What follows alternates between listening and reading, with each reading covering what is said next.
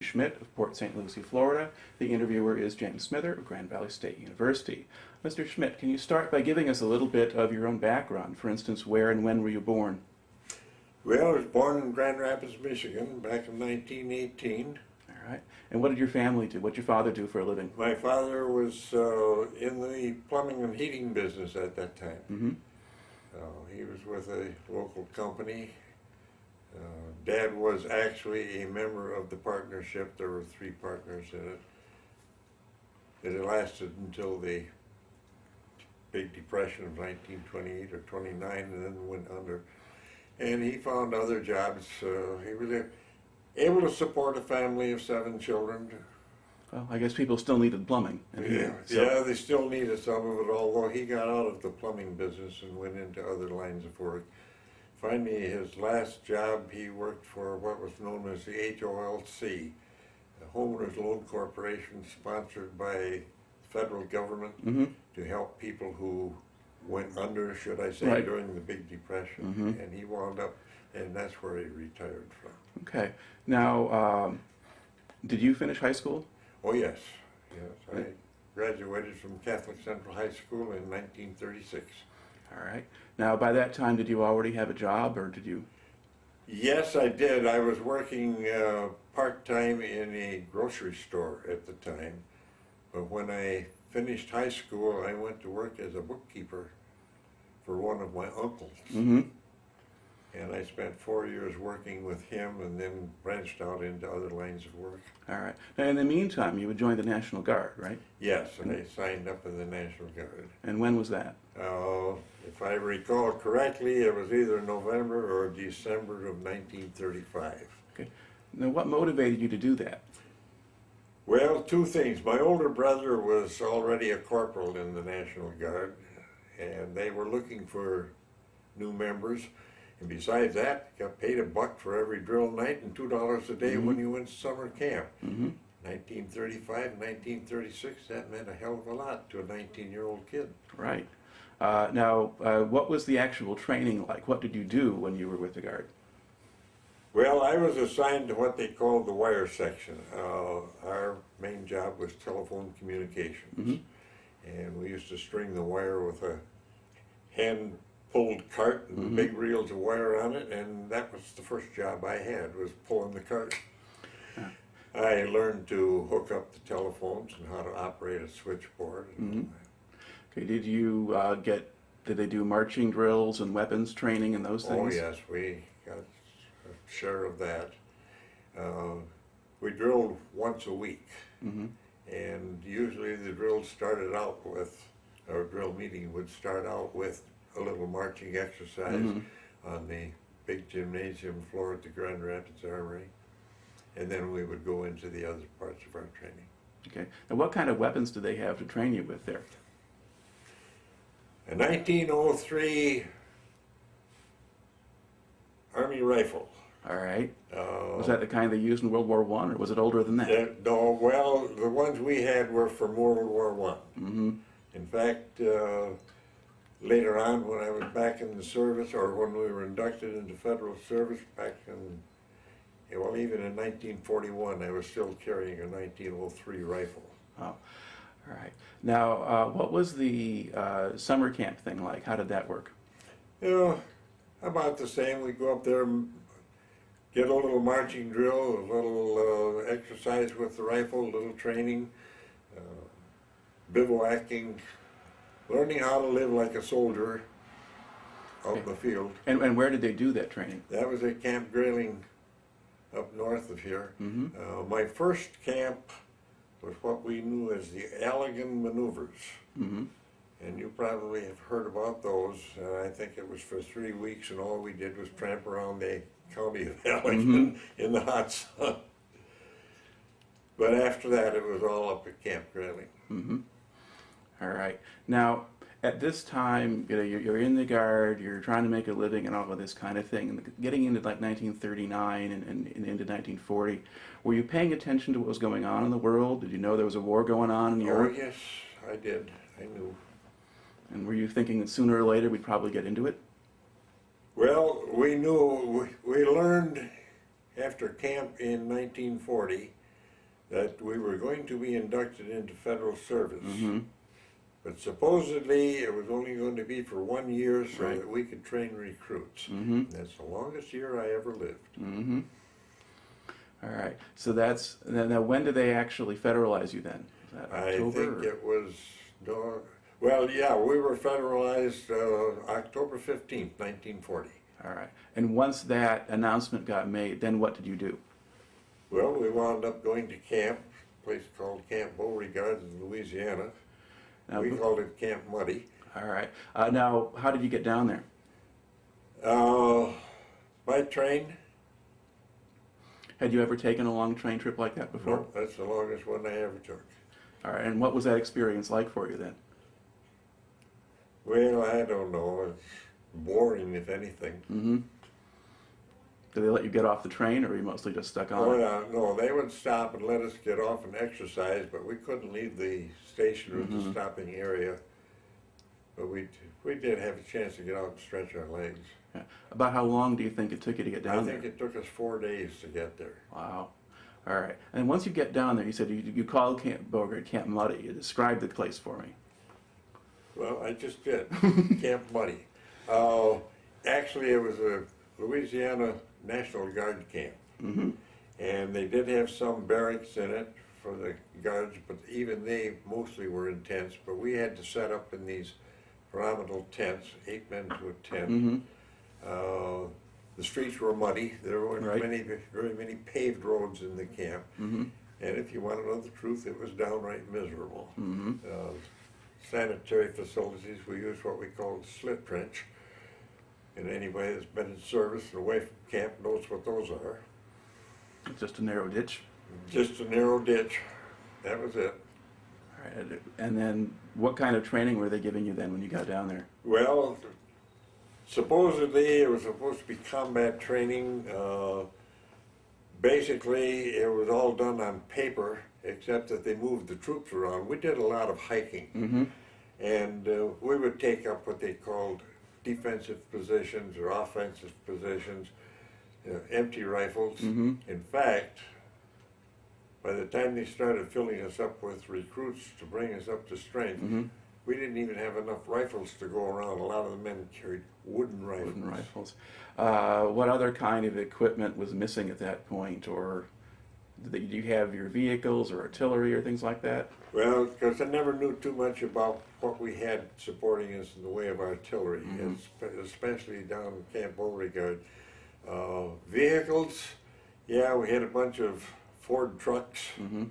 with framing and canvas draped over. Military trucks, really, but they were nothing but Fords. Yeah. It wasn't like later on when we had the real good Mhm. 18-wheelers Right. or what have you. All right. And then you're talking about with the campus being muddy and so forth. Did you have problems with insects or snakes or things like that, or Mosquitoes. mosquitoes? Louisiana is built on mosquitoes. I think we had netting to string around the tents. We didn't have any kind of netting to protect ourselves when we were away from the tent. Mm-hmm. And the mosquitoes were thicker than spatter down there. All right. Now, about how long were you at Beauregard? Well, we got in there in October. We moved to Camp Livingston in February, the following February. It'd be February of 41. Okay. Was Camp Livingston an improvement over Beauregard? Oh, yes, yeah. They had built frames. The tents were all set up on frames. They were on elevated platforms. In Beauregard, when it rained, the mud and water ran through your tent. Mm-hmm. But in Livingston, I guess they were approximately 2.5 to 3 feet off the ground, most of the tents. Some places the framework was built right on the ground, depending on the land they were building them on. And they were screened in. You had a screen wall, and then the pyramidal tent was over the top of that. And if it rained real hard, you went out and let the flaps down and made the best of it. Yeah. So it was a little bit more civilized. at Oh, least. yes, much more. We even had crushed rock paths to walk on. We didn't have to waller through the mud all the time. All right. Now, while you're based in Louisiana, either in Beauregard or Livingston, did you get much of a chance to go off base and into towns or into New Orleans or anything like Yeah, that? if you wanted it. They were fairly liberal with passes. Uh,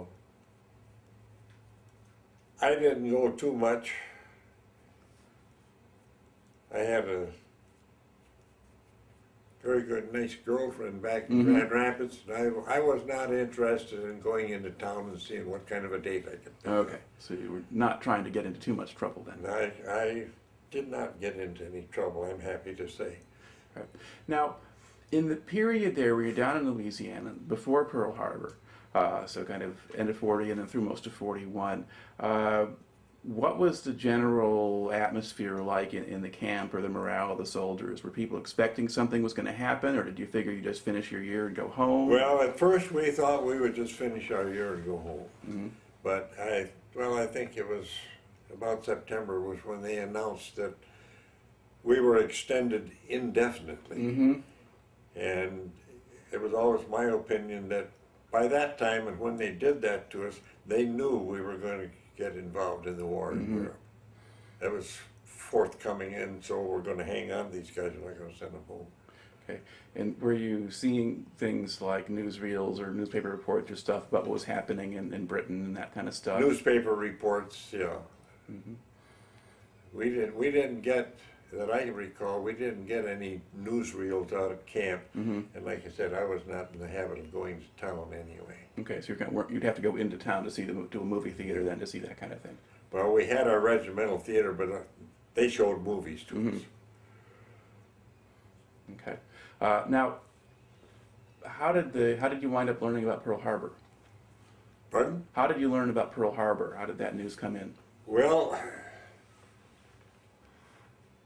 we were in Camp Livingston. By that time, I was a married man. Mm-hmm. And my wife and I had a little apartment about 20 miles from camp. Mm-hmm. And my very good friend, who was a warrant officer, had his wife and family over there. So we used to go back and forth in his car. Mm-hmm. And this was on a weekend, of course. And we had gone in Friday night and we're at camp. And Sunday morning, he got a telephone call. Mm-hmm. And we had to report back to camp immediately. And we had heard on the radio that morning, we had heard about Pearl Harbor. All right. And we knew that we were going to get called back, and boy, they didn't waste any time getting us all back. Now, how then were things different there in Livingston after Pearl Harbor? What did you do that was different, or what changed? Well, the first thing they did was take us out of camp, and my battalion was moved up to, gosh, I had the name of the town right on my tip of my tongue, up in Georgia. And we were sent up there to guard the public utilities power plants and stuff, because they thoroughly expected that we were going to be invaded right away. I think they got a little bit excited. Yeah. And we were up there for about 3 weeks and then sent back to camp. They decided that things weren't as bad as they thought they were going to be. Okay. Now, did you get more intense training, or did you get better equipment or anything like that in that period? At that particular time, we didn't get any better equipment, no. And I wouldn't say the training was more intense. 'Cause you have to remember, I was not in a rifle company. Right. I was in a battalion headquarters company. We didn't get the amount of rifle training and that type of thing that the line companies got. Right. My training was in communications, get those wires strung out there, operating a switchboard and that type of thing. Okay. What were the most extended maneuvers or whatever you went on? The most serious training you got? The most extended maneuvers was we were out for 3 weeks, and this was in Louisiana before war was declared. And as I said earlier, our maneuvers, basically it was a case of moving the troops around. We had theoretical battles. We had a red army and a blue army, and the battle decisions were decided on where our commanding officers were able to locate us. Were we in the right place, or should we have been someplace else? Did an awful lot of hiking, let me put it that way. Now, were you running your your own lines and actually using those, or as Oh, part of the yes. maneuvers? Oh, yeah. Okay. Now, at what point do you finally move out of Louisiana? When do they ship you out? Let me see. February of 42. 42. Yeah. And then where do you go? We went to Fort Devens, Massachusetts. Okay. And why were you going there? They were going to send us to Europe. We were bound for England is where we were going. And they sent us up there, and we were at Fort Devens.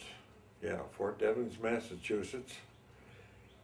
And they were gradually bringing all of our equipment up, and this is cute. They got all of our equipment loaded on ships to go overseas, and then they put us on trains and sent us to California to go the other way. Right. So how did that happen? Why were you going to California? Well, MacArthur was having a problem. He didn't have any troops over there, and I guess he finally convinced them that they should send some troops over to help him. And of course, our equipment was all loaded on ships. They put us on trains and sent us to California, and then I think it was from Fort Ord, we drew equipment to load on the ships to take us overseas. All right. Now, describe the trip across the Pacific. What kind of ship were you on? I rode over on the Lurline, which was a very high-class passenger ship during peacetime. Okay.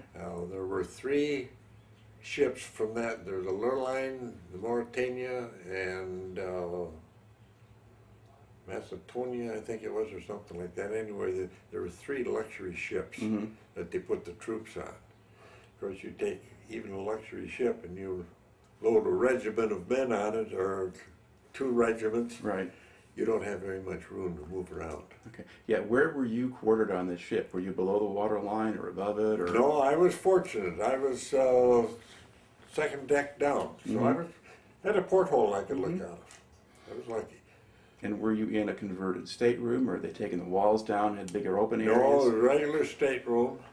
There were 7 of us in what would have been a 2-person stateroom. And then I think a second or third day out, our battalion commander decided to take that over as his office. We were allowed to use it to sleep in, but get the hell out of the way during the daytime. So where'd you go during the day? Up on deck, wander around, lay out in the sun. Yeah. What was the weather like on the trip over? Very pleasant. As far as I can recall, we had no problems with the weather on the trip over. Okay, but were men getting seasick anyway? Some got seasick, yeah. I never been seasick in my life. In fact, I can remember even after I was home, my wife and I took a trip down to Florida, and we went out on one of these coastal boats, sightseeing boats, and we hit some rough weather, and I think 90% of the people were leaning over the rail. And my wife and I were sitting back laughing at them. All right. But I had no problem with our travel over there. It took a long time because going over, we went east of the, what's it, Newfoundland? No, not Newfoundland. New Caledonia?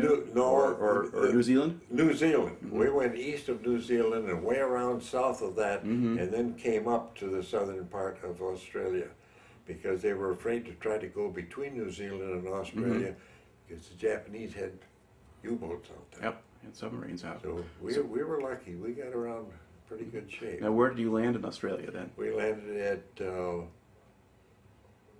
It was Adelaide? Adelaide.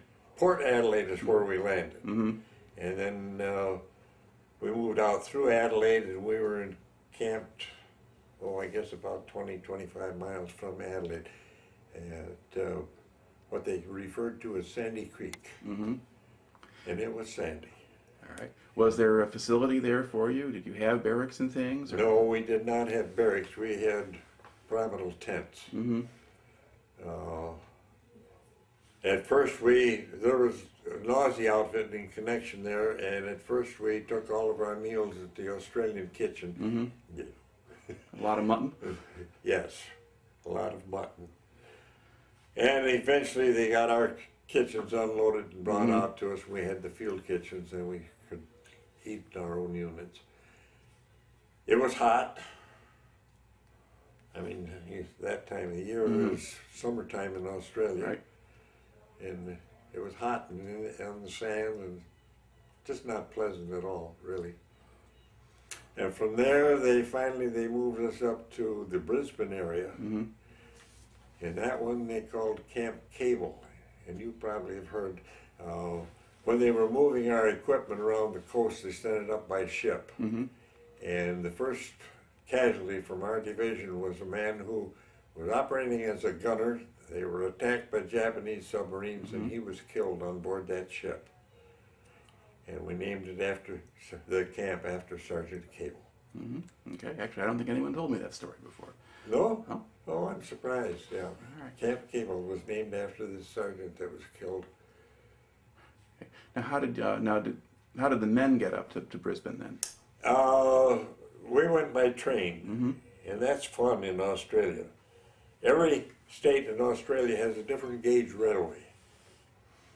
So you go through one, and when you get to the borderline, you unload all of your equipment and the gear from one train and load it onto another, and then go to the next state line and do it again. And did the rail line just go along the south coast to Melbourne and then up, or did you cut across the desert somewhere? No, we went around the coast. Okay, yeah, that would have taken you through a whole bunch of states that way. Yeah. All right. Well, let's see. Of course, we were starting in South Australia, So you get and then we went through Victoria and New South Wales. Victoria, South Wales, yeah. South And then Wales, Queensland. South Wales, and then on into Queensland. Yep. So And we- get off the train, yeah. Between states, we had to unload and load everything. Now, how did you get along with the Australians themselves? A1. They were so tickled to see the Yanks come in. I'll tell you, even down at Adelaide, first couple of times I went into Adelaide on leave, you walk into a bar, you couldn't buy a drink. Because you were in an American uniform and these Aussies just swarmed all over you. My buddy George Sullivan and I, we met a gentleman at a bar one night, and he wanted to know where we were staying, and we said, well, we were try to get a room in a hotel. No, he says, you're not staying in a hotel. And we went home. And every time I ever went to Adelaide, we were treated in that home. They had one son. I think he was 10 years old, and then you'll have to excuse me, my memory is not too good anymore. I'm trying to remember the name. Silk.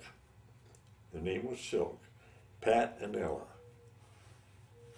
And they just treated us like royalty. In fact, for years after I got back to the States, at Christmas time, I would always get a gift from Ella. And every year, we sent in a fruitcake because she had gotten a sample of fruitcake and loved it. So every year at Christmas time, along with some other kind of a gift, we would ship them a fruitcake. All right. Now, while you were in Australia, particularly up at Camp Cable, were they doing anything to prepare the division for actually fighting the Japanese or fighting in jungles, or was it still pretty much the same stuff? Still pretty much the same. We were getting what they called was jungle training, but it didn't turn out to be what we really needed. Because the terrain there wasn't much like it would be, say, in New Guinea or No, something there like was that. a lot of heavy underbrush, but when you got up on the island and got into the jungles, you were not only in jungles, but you were in swamps. And we didn't quite get that kind of training. All right. They did the best they could with what was available. Were they telling people anything about how the Japanese operated or what they did, or would you not even have known with the kind of job you had? We didn't really know. Okay. Now, how did you want, okay, now, where's the first place then you go? Where do they send you first when you leave Australia? When we left Australia, we went to Port Moresby, Okay, and which is on the southern coast of New Guinea.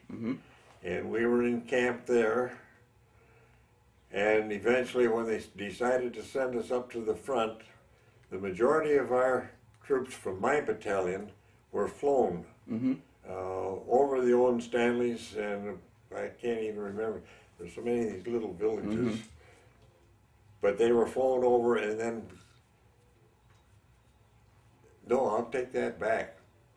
Most of our men hiked over the Owen Stanleys. Okay. Some of them were flown over. Mm-hmm. It was, in fact, I think it took them almost a month to cross the Owen Stanleys. Pretty high, Mm-hmm. pretty rugged, and I was fortunate I was left behind because of the injury that I had had. So what injury did you have? Well, on the ship going from Australia to New Guinea, we had about 10 or 12 55-gallon drums of gasoline lashed to the rail on that boat. And we hit a storm, and 4 of those damn things broke loose. Mm-hmm. So a group of us are up on deck, and we're trying to lasso those. We're afraid there's going to be some real damage. Right. And I and 2 other fellows, we had finally stopped one of them from rolling, and we were trying to get it upright and over the rail, and I got blindsided by a rolling drum of gasoline. Mm-hmm. And it drove my right knee out backward. Mm-hmm. And actually, I look at it now, I think they should have sent me back to a hospital. But the best they could do on board ship was the boys jerked on the leg and snapped it back in place, and then I wore an ace bandage. Mm-hmm. And that's the best, our medics, even after we got to New Guinea, the best they could do for me. Mm-hmm. So they left me behind in the rear echelon for that first campaign because I never would have been able to climb over those hills. Right. Yeah. Did the headquarters company itself walk, or did they fly over? Some of them flew over, some of them walked. Mm-hmm. Regimental headquarters didn't go until they had established ground over on the other side, and then most of the regimental headquarters boys were flown over. Right. And the last contingents of our battalion were flown over, but there were an awful lot of them that hiked. All right. So what were you doing at Port Moresby then while you were kind of laid up? Sitting on your duff. Okay. Because you said they didn't give you alternate duty. I mean, you couldn't be running phone line, obviously, so. No, they left 2 men from each company behind with, well, they said supplies. There was a lot of equipment that we still had that couldn't go over the mountains. And you stayed there and ate 3 times a day and loafed the rest of the time. We were there as a reception committee, you might say, when the fellows started coming back. See, as the wounded or the sick were flown back to hospital and then eventually sent back into camp with us in the Port Moresby area.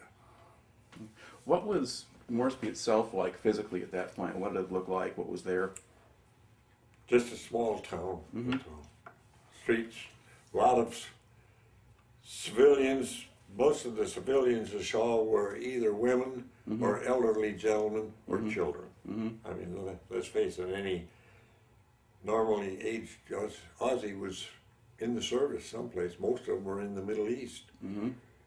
That's why they were so glad to see us come over. Their army was in the Middle East. Yeah, and they just had a whole division captured at Singapore, and that didn't help either. See, actually, all they had in Australia was what they called the Home Guard, and this was made up of men who were too old to be in the service. Right. So they were glad to see us. Yeah, I mean, they had one division actually in New Guinea, and that was about all they had, and they were beaten up pretty bad. They were. By the time you got there. In fact, I don't think it was a division, just a brigade of Aussies. So they were fighting trying to hold the Japanese back until reinforcements could arrive.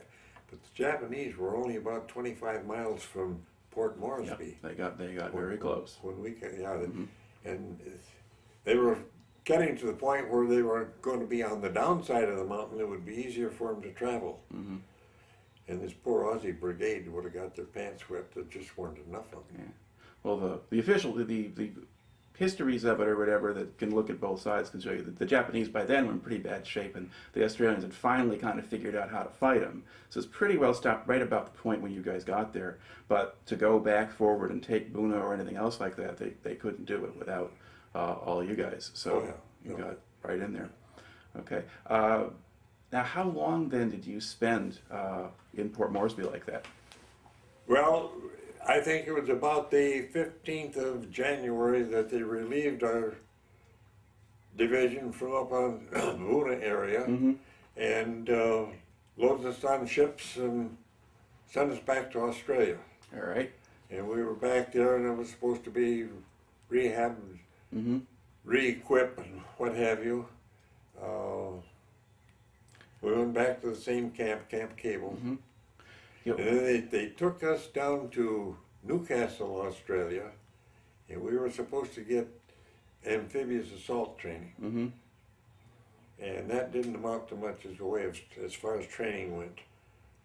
They put us on a few of these boats and then run us back up shore and ran down the ramp. That's training. I mean, it's Right. Okay. What condition was your battalion in after Buna? rough.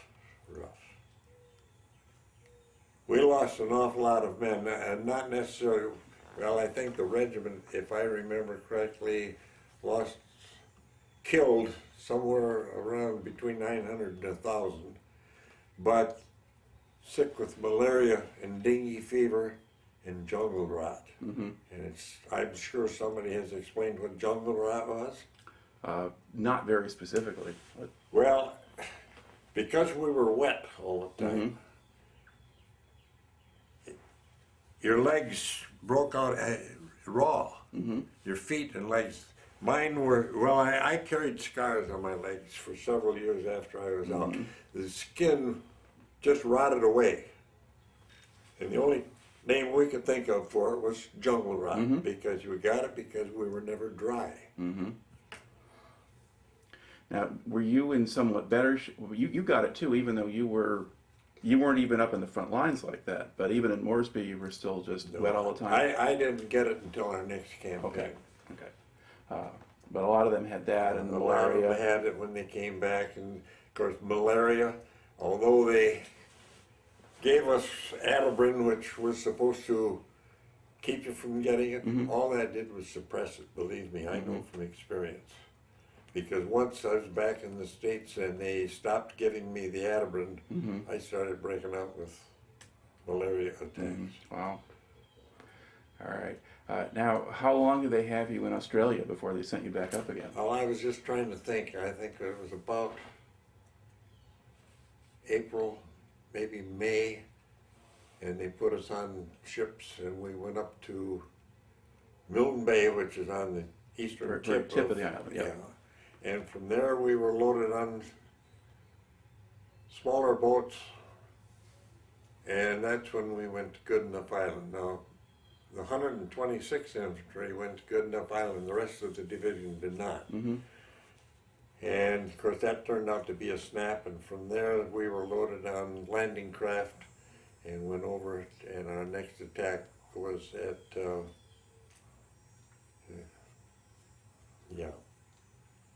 you'll have to excuse me, my memory. Let's see, because there was Saidor was the next Saidor was the next one. All right. Now, where is Goodenough Island relative to? Where is the island? Yeah, is it just off the coast of New Guinea, or is it somewhere else? Well, Goodenough Island, yeah, that was off the northern coast of New Guinea. Okay. And do you know why you were sent there? Well, there was a Japanese, we knew the Japanese held it. When we got there, we found out there wasn't too much there except maybe a radio station where they could, I don't even remember how many men were there. We didn't have a fight going ashore, that I know. There was, but it was a communications thing for the Japanese. Okay. Taking that was like taking water from a... All right. Now, but going into Saidor, you actually get to do an amphibious invasion. Oh yeah, we did an amphibious invasion. So what happened? What happened there? What did you see there? Well, there was not too much resistance. Funny part of it is, although I was in a battalion headquarters company, for some reason or other they assigned me to Company L and put me in charge of a squad. And I think it was because one of their squad leaders had gotten sick or something. Now, I'm not trained for amphibious assault. But what rank were you at the time? I was a staff sergeant by that time. So so you were a non-com who was I available. was a non-com, yeah. And we didn't, as far as the group that I was with, we did not meet any resistance going ashore. The Japanese had retreated pretty well inland, and our frontline units eventually did have contact and some small battles with them. But after we got ashore and reached our original our first destination and set up the lines, then I was sent back to my battalion headquarters company. All right. Now, was this your first real experience marching around in the jungle? Yeah, that was my first experience with it. And so what was that like? Well, I don't know. It wasn't pleasant, let me put it that way. But I realized then what my buddies had gone through up around Buna and Santa Ana. It gave me a pretty darn good taste of it. And so you had men in the unit you were with, at least some of them would have been veterans of that action. Yes. There were replacements in there as well, and some new guys probably. But did the veterans, did they act like they knew what they were doing in the jungle, or?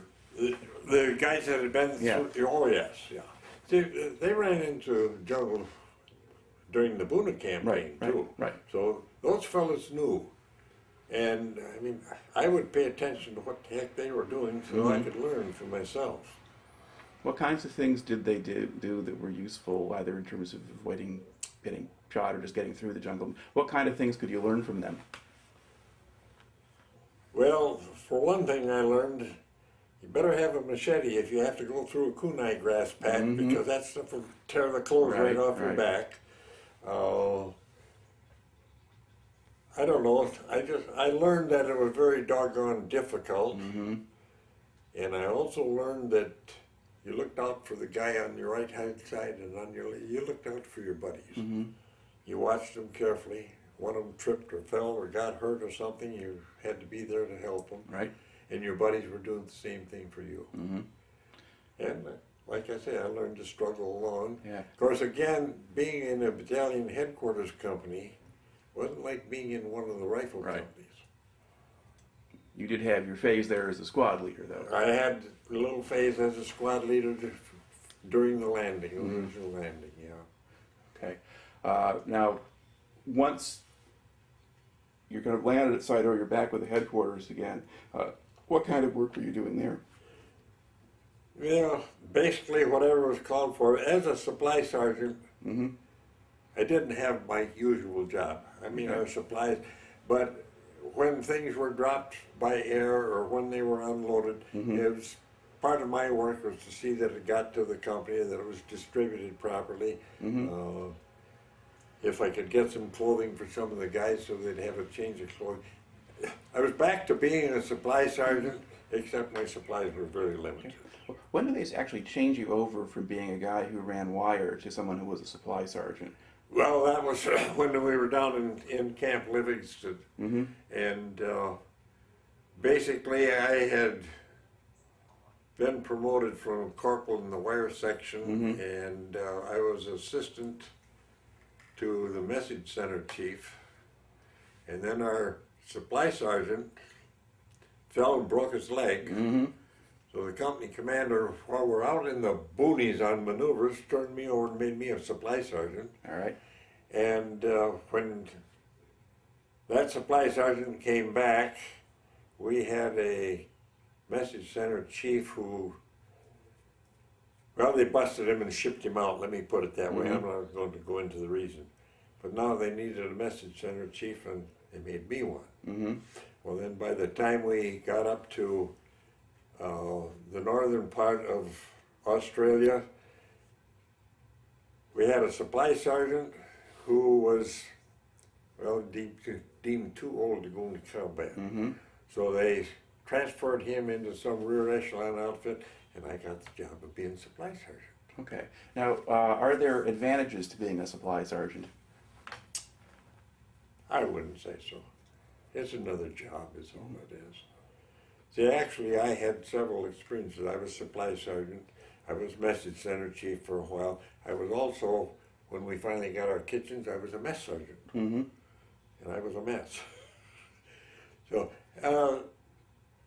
as far as I am concerned, one job was no better, no different than the other, except you had different things to deal with. Mm-hmm. I mean, being a supply sergeant, you were trying to keep the necessary equipment, clothing and stuff in for Right. your men. As a mess sergeant, my job was to see that the meals were properly prepared. Mm-hmm. Message center chief, I was in charge of battalion communications. Mm-hmm. So I had a lot of experience, a lot of different things. Right.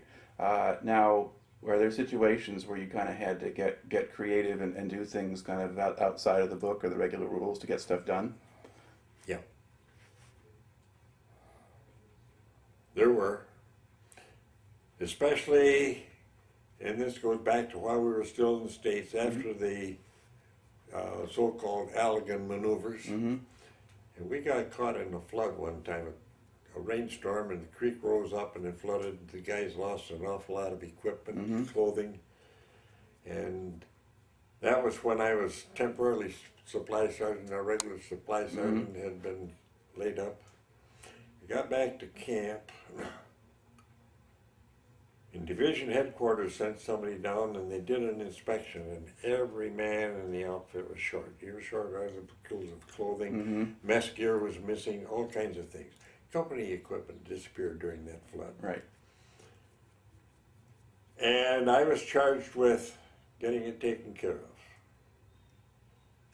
So the first thing I did, they had what they called a report of survey. Mm-hmm. And I made out one of those and listed everything that was wrong or gone. Mm-hmm. I had to go through and check with every man, what are you missing first, Mm-hmm. and then check the company equipment.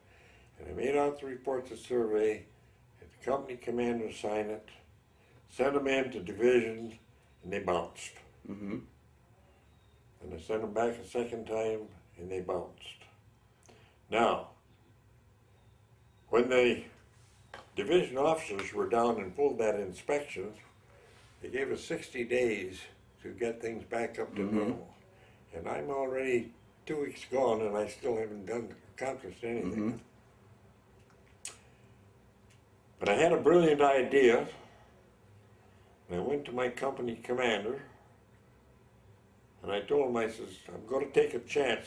What I want you to do is sign everything I put in front of you and don't pay any attention to it. And I said, if it works, we'll come out okay, and if it doesn't, we'll both wind up in jail. Well, when division came back to inspect us at the end of the 60 days, they went down through, and every man in the company had just what he was authorized, right down to the pair of spare shoelaces. Mm-hmm. All of the company equipment had been replaced, including a typewriter and a few Mhm. things like that. And I'm the only person in the world that knows how I did it. It's probably safe now to tell us the statute of No, limitations. I won't tell anybody. Okay. I swore at the time I would not tell anybody. Let me put it this way. I was a big crook. But I got everything back in shape, and nobody, including the company commander or the lowest private, nobody had to spend any money for anything. Mm-hmm. Okay. So that kind of thing, would that apply to how you wound up producing beer for the guys in Australia too? Well, you heard that story too. I've heard the story. I've heard that I think up at Camp Cable or whatever, about once a week, there'd be this keg of beer. And Okay. I've got some secrets that'll go to the grave with me. but you were basically a resourceful supply sergeant. Yeah, Got things done. Yeah, you could put it that way. I was resourceful. Had good imagination. But you weren't lining a bank account somewhere back home. either, No, though. You were just getting stuff for the unit. I know there were people that did that. Mm-hmm. I know there were people that shipped equipment home. Mm-hmm. No, I did not make any profit. My main concern was taking care of the men in my company. Right. Okay. Well, let's go back. You're on New Guinea. You're at Saidor. Not too much happens up there in terms of fighting, right? I mean, there's some action inland for a while, but the Japanese mostly kind of keep their distance. Well, the Japanese were trying to get the hell out of there. Mm-hmm. They knew they were outnumbered. They were not getting any reinforcements. Mm-hmm. See, the Battle of Coral Sea, the Navy, put a halt to the Japanese being able to supply anything. And then, of course, they knew that by the time we went into Saidor, Mm-hmm. there were other divisions of Right. American troops come in. The Right. 41st was in, the 38th was in, all National Guard, Mm-hmm. basically. Yep. But the Japanese were aware of that, and because they were not getting any replacements and not getting supplies, Mhm. they were getting the heck out of there as fast as they could. But they didn't have any transportation to do it. Mm-hmm. They had to go on foot. Right. I felt sorry for them. If you can feel sorry for your enemy. Mm-hmm. All right. Now, where did you go then from Saidor? From Saidor, we were put on landing ship again, and we went on up to Aitape, which was the next big, and that was another amphibious battle, a little tougher. Mm-hmm. And then from there on, we were trying, I forget, there were two at Saidor and again at Aitape, we had to cross a river to drive the Japanese on. And I'm always confused as to whether it was the Mott and the Drinamore or the Drinamore and the Mott. Both of them, and they were nasty. Mm-hmm. And one of them, the bridge had been blown. The Aussies were building, this was at the first one, the Aussies were building a bridge, but the Australian engineers, they didn't, I mean, stop at 3 o'clock in the afternoon, it's tea time, you know. And finally, our commanders got impatient, and then we started to ford the stream. Mm-hmm. And the only way we could do it was to have lines across. Mm-hmm. And you had to string those lines, and I was stupid enough to volunteer to help a couple of other guys get one of the lines across. Okay. And you're wading through water up to your armpits, and it's a swift current. Right. But the reason I was willing to do it, because I was always a good swimmer. Mm-hmm. And we got our line across, and then you dragged a heavier rope across Right. and tied it to a tree, and hoped to God that the rifle fire coming from your side of it was keeping the Japanese from coming in on you. But that was the way they had to cross that one river. The second one, when we were at Aitape, our troops were still on the east side of the river, and we were not going to take it because our division was going to be moved by ship around. I think the 38th was going to be responsible for taking over at the river and pushing the Japanese. Okay. Now, the various places you were in New Guinea and so forth, did you ever see much of Japanese aircraft or anything like that? Yeah, there was one place that used to have what we call Washing Machine Charlie. Now, I'm sure you've watched the MASH program and the one where that one plane comes over to raid. Right. Well, I think that was taken from our experience.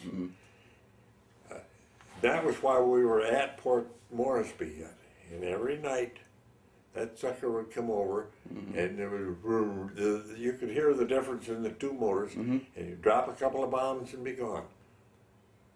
And I don't know if he ever hit anything worthwhile. But that was the only experience that I had with any Japanese. Right. Yeah. Yeah, because by the time certainly they're up on the north coast, it was just hard for them to get any air cover up there at all. Oh, yeah. Even at Buna, they couldn't provide much. So, so No, our Navy and our Air Force had really taken over.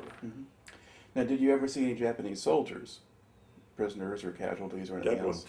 ones. Dead ones, yeah. I saw some dead ones. I saw a couple of live ones. We had a sergeant who went out on patrol, and he was told to start that if he could, see if you can find and bring back a couple of Japanese prisoners. Now, the story that I heard, he came back and he had 2 prisoners. And the story came out that they came on a group of Japanese who had set their rifles down and were eating. And Nabi picked out 2 that he wanted to save and threw a Tommy gun and mowed the rest of them down. Now that's the story. I wasn't on the patrol, but that's the story that I heard. And he brought back 2. And when the officers asked him if there were that many, how come you only brought back 2? He said, that's because that's all you asked for. Nabi had absolutely death thought for any Japanese. His brother was killed by the Japanese. And when they found his brother's body, they had cut off a vital part of his body and stuck it in his mouth. And you probably have heard that one before. Things were pretty brutal on New Guinea in particular. Yeah. Yeah. So. What did the Japanese prisoners look like? What impression did you have of them?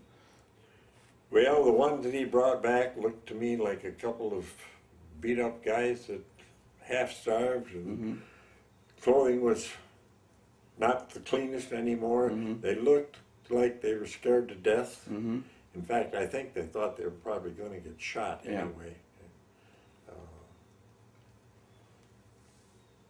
In a sense of the word, you almost felt sorry for them. They were so miserable. Okay. Now, basically, so how does your service in New Guinea then wind up? You get to Aitape. Is that the last place you were there? That's the last place I was. From Aitape, I was on the rotation program, and I was loaded on a coastal boat and taken back as far as, I told you once before what it was. Finchhaven or Huh? Finchhaven maybe? Finchhaven. And gosh, I think I sat at Finchhaven for almost 3 weeks before they had a ship that I could get on to go to. I'll tell you a cute one on that. There's a fellow that I started the first grade in school with. His name is Jerry Foley. And we got to be the best of friends in grade school and in high school and after school, after we were out. And Jerry went down and enlisted in the National Guard in time to be inducted into federal service with us. He was in regimental headquarters, but we used to see a lot of each other at camp. We went overseas on the same boat, but when we got over there, I didn't see much of him because he had transferred to division headquarters. And I didn't see him again until I was shipped from Aitape back to Finchhaven. I was assigned to a tent. I walked into that pyramidal tent, and who's sitting on one of the cots? Jerry Foley. We traveled back to the States together. We got our furlough together. We went to Miami Beach together. He was sent to another part of the country, and I wound up going to 4 different spots before I got my discharge. But when discharge came, I was sent back to Fort Sheridan. And I was told which tent to go into, and I went there, and who's sitting there? Jerry Foley. On the same schedule and heading back to the same place. Now, when did you actually get back to the States from New Guinea? About when was that? I got back to the States in October of 1944. Okay. And then you're actually discharged in July. Now, did you In have July of 45. Did you have any actual duty, or were you just waiting around different places? No, I was assigned to duty. At first I was sent to Fort McCoy, Wisconsin, and I never did get assigned any duty up there. Then they sent me down to Camp Ellis, Illinois, and that was supposed to become a prisoner of war camp. And then for some reason or other they changed their mind on that, and they sent me to Fort Custer, Michigan. And of all things, I took training and I wound up in Detroit in the military police. And they formed a military police unit down there consisting of nothing but overseas veterans. The boys that had been there since war was declared, never been any place but military police in Detroit. Well, the last we heard of them, they were on their way to Washington and heading for overseas. We had, if I remember correctly, we had 6 first sergeants. I hate to guess how many tech sergeants and master or staff sergeants we had. There were 3 privates in our company. And my job turned out to be liaison with the police, and I was assigned to Beaubien Street Police Station in downtown Detroit. And we did nothing. Our men who were out on patrol adopted a habit. If a guy had overseas stripes on his sleeve, he could be drunk as a skunk and raising hell, and they would take him into custody, get him back to his home or to wherever he was stationed, and see that he got put to bed. But if a guy didn't have any overseas stripes on his sleeve, he better be behaving himself or he was going to get hauled in. We had a 2-star general come in from Detroit, or from Chicago to Detroit, to find out why the arrest rate had fallen off so. Mm-hmm. So the unit that had been there before you was arresting more people, basically? Well, anybody that was in any manner out of line. Mm-hmm. But our boys, like I say, the overseas stripes made a difference. Mm-hmm. Okay. And then so And I couldn't find a place down there to keep my wife. Mm-hmm. So she was back here in Grand Rapids, and I used to get away every Friday afternoon, Mm-hmm. and then I didn't have to be back until Reveille on Monday morning. How did you get back and forth between Detroit and Grand Rapids? Bus. Mm-hmm. Okay. You finally get your discharge in July then, so a little bit before the war officially ends. Yeah. Now, basically, you would have had seniority on an awful lot of other people in the service, and that was what got you out of New Guinea in the first place, and then gets you discharged when you go. What did you do when you got home? Well, took a little furlough to begin with, Mm-hmm. and then I went out looking for a job, and I found myself a job working in a service station, Mm-hmm. pumping gas and greasing cars. Mm-hmm. I did that for a while, and then my older brother was a foreman out at the Fisher Body Plant out here. Mm-hmm. And after spending some time working in the service station, I got talking to Fred about it, and he got me in at Fisher Body in a maintenance group. Mm-hmm. I was in what they called welder maintenance. Unfortunately, it meant the third shift, Mm-hmm.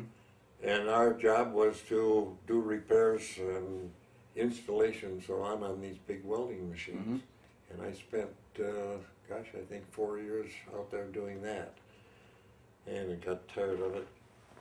Had a chance somebody talked me into going to work selling life insurance. Mm-hmm. That didn't work for me at all. And after that, I had several different jobs until I finally wound up, of all things, selling fruit jars. I went to work for Kerr Glass Manufacturing, Mm-hmm. and I worked for them for 24 years. Mm-hmm. And somewhere during the early part of the 24th year, I was told that if I had 20 years or more, I could retire with full benefits. The Kerr family was running out of people, and the Mm-hmm. last one, Bill Kerr, was going to sell the company anyway. Mm-hmm. So I took him at his word, and at age 60, I retired with full benefits. Mm-hmm. And I haven't gone back to work for anybody else since, except for work for my wife once in a while. All right. Yeah. How do you think your whole experience in the military, both in the Guard and then on active duty, how do you think that sort of affected you, either as a person or what you want to do in your life? Well, I won't say that it had much to bearing on to what I wanted to do, Mm-hmm. but I did think that it gave me a little better understanding of how to get along with other people. Mm-hmm. I mean, when you're thrown in with a bunch of strangers, you better learn how to get along or you're going to be in trouble. Mm-hmm. And I did learn how to get along. After I was out of service, I found it easy to get along with my neighbors. Right. And of course, my wife was always an easygoing person anyway. She learned that from her mother. Mm-hmm. I still, at times, I'm still high-strung. I can fly off the handle, but I cool down quicker. Mm-hmm. But at that particular time, I just, being in service, I learned how to get along with people. Mm-hmm. Put it that way. All right. Now, how did what was your wife doing that whole time you were gone? Was she, because you were overseas all that time, was she just back home in Grand Rapids at that point? Or? Yeah, she was back here. Well, see, Jean, Mm-hmm. was born in February '42. Mm-hmm. So when she came back here to Grand Rapids and I was on my way overseas, she had a baby. Right. And of course, he was 2.5 years old when I saw him. He was 8 weeks old the last time I saw him, and he was 2.5 years old when I saw him again, walking and talking and sharp as a dollar. No, she did not take on a job. She was more concerned with taking care Right. of her child. Right. And of course, by that time, I'm a staff sergeant. I was drawing pretty good pay. Mm-hmm. I got a quarter's allowance for my wife and son. Mm-hmm. And she was living with her sister. They were sharing an apartment Mm-hmm. and sharing expenses because her sister's husband was also in the 126. Mm-hmm. and they managed to get Yeah. by. Yeah. And with a little kid as well, it was a lot harder in those days. Even if you did want to go out and get a job, it'd be harder to find daycare or anything else like that, too. Well, that was it. There was nobody available for Right. that. About the only choice he would have had would be to leave him with either my parents or Mm-hmm. hers. Now, my parents lived out of Brower Lake. You know where that is out here. And well, when I first came home and we were traveling from one place to another, my mother did take Joe and took care of him for us. But while I was overseas, no, Eleanor kept him to herself. Well, he seems to have done a good job with that. And on the whole, you seem to have come through all this really pretty well. Our tape is about up, and I think so is the interview. So Well, thank you for taking the time to talk to me. It's been nice. I hope I've put something on there that you can use. Yes, it is a different perspective, and there's new material. Went real well, so thanks a lot. All right. Everybody might not agree with my points of view on some of this stuff. Hey, but you earned them. All right.